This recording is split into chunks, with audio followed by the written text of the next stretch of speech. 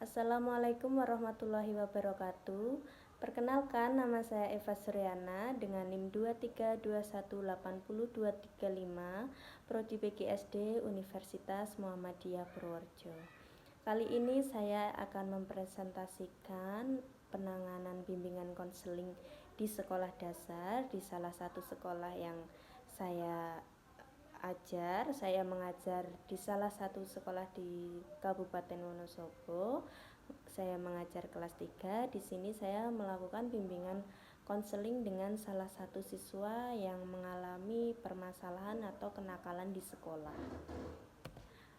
Hal yang pertama saya lakukan adalah saya mengobservasi terlebih dahulu permasalahan yang terdapat pada salah satu siswa tersebut.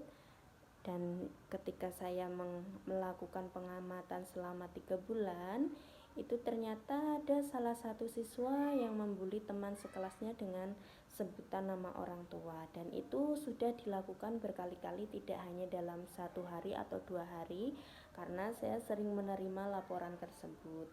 Yang kedua, siswa yang bersangkutan sulit sekali untuk diatur karena dalam proses pembelajaran terkadang siswa yang bersangkutan bajunya dikeluarkan, kemudian memicu keramaian terjadi di kelas, masih bermain-main gitu, belum mengikuti alurnya proses pembelajaran. Dan yang ketiga, siswa yang bersangkutan itu membacanya ternyata masih terbata-bata. Jadi di sini ada beberapa permasalahan yang dialami oleh salah satu siswa di kelas 3. Hal yang pertama saya melakukan pengamatan selama kurang lebih 3 bulan. Kemudian yang kedua, saya bertatap muka dengan siswa yang bersangkutan untuk komunikasi sebenarnya masalah apa sih yang terjadi sehingga siswa tersebut melakukan kenakalan ataupun membuli terhadap teman sekelas, atau bahkan dia sering membuli dengan adik-adik kelas juga. Terus yang ketiga, saya berkolaborasi dengan orang tua siswa. Selain orang tua siswa, saya juga berkolaborasi dengan guru sebelumnya. Yang saya tanyakan adalah ketika di dalam kelas 2 apakah sikap tersebut itu memang sudah terjadi atau terjadi baru-baru ini. Yang ketiga, saya berkolaborasi dengan siswa terdekat ataupun tetangga rumahnya, siswa yang bertetanggaan. Jadi saya mengobservasi dulu dari beberapa orang tersebut. Untuk selanjutnya saya melakukan proses di sini, proses bimbingan konseling. Yang pertama observasi, tentunya tadi saya mengobservasi dulu permasalahan yang terjadi, kemudian kenapa siswa tersebut melakukan kenakalan. Yang kedua, studi dokumenter. Studi dokumenter ini tentunya saya mengambil dari beberapa daftar nilai, daftar pelanggaran yang ada di sekolah gitu. Saya ambil, saya rekap jadi satu. Kemudian saya melakukan wawancara tersebut saya melakukannya ke salah satu teman terdekat dan orang tua serta guru sebelumnya yang sekarang mengajar di kelas 2. Kemudian menentukan tugas bimbingan konseling yang akan dilakukan. Nah, di sini bagaimana nanti akan saya lakukan, nanti akan saya jelaskan di proses selanjutnya. Terus yang ketiga, controlling. Setelah melakukan bimbingan konseling tersebut, saya tetap mengontrol bagaimana perubahan siswa tersebut, apakah tetap berubah menjadi baik atau berhenti di saat itu juga. Yang ketiga, melakukan follow up. Follow up ini saya lakukan berkolaborasi dengan tentunya orang tua. Saya setiap hari tidak bosan untuk menghubungi orang tuanya, bagaimana perubahan sikapnya, kemudian bagaimana proses belajar di rumah, seperti itu. Untuk selanjutnya, produk itu bagaimana tujuannya? Tujuan dari bimbingan konseling ini agar terjadi perubahan sikap yang lebih baik dari siswa yang bersangkutan dan meningkatkan hasil belajar siswa yang bersangkutan.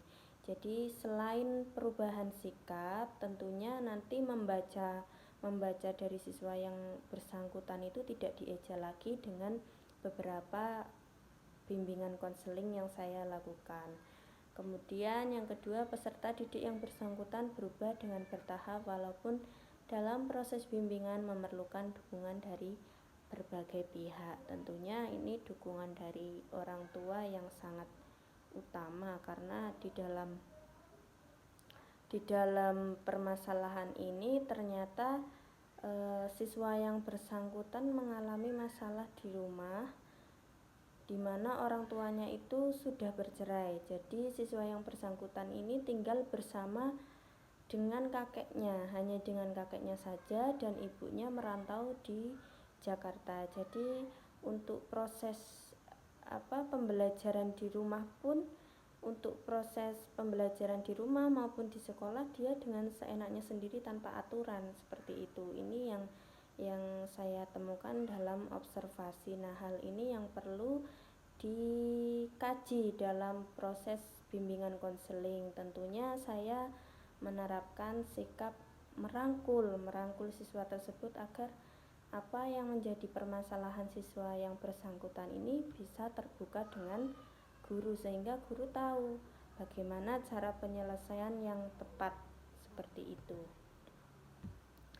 Untuk selanjutnya outcome, ini siswa yang bersangkutan sudah melakukan perubahan dengan disiplin, tidak membuli lagi, dan di kelas aktif bertanya dalam proses pembelajaran. Ini tentunya dukungan dari beberapa pihak termasuk orang tua dan teman-teman sekelas juga ya.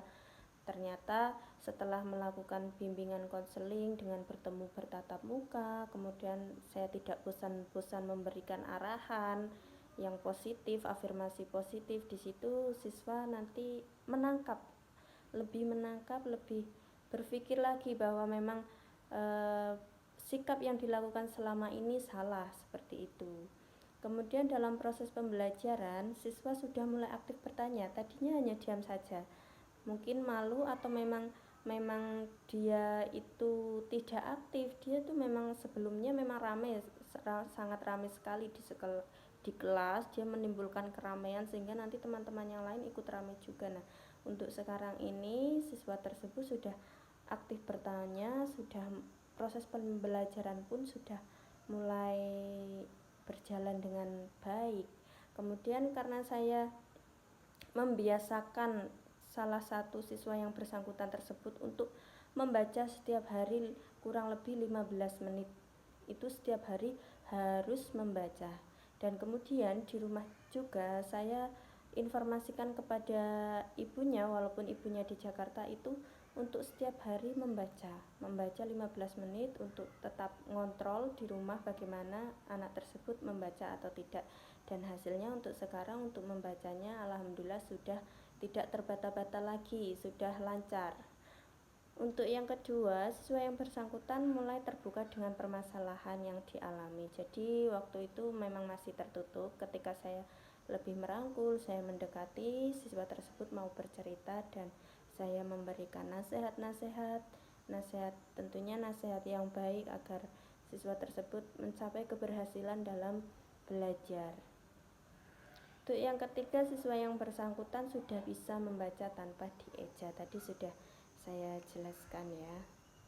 Jadi memang bimbingan konseling itu sangat perlu diterapkan pada siswa-siswa yang bermasalah itu melalui kelas terlebih dahulu. Baik, terima kasih. Sudah selesai. Apabila dalam penyampaian saya masih ada kekurangan, saya mohon maaf yang sebesar-besarnya. Wassalamualaikum warahmatullahi wabarakatuh.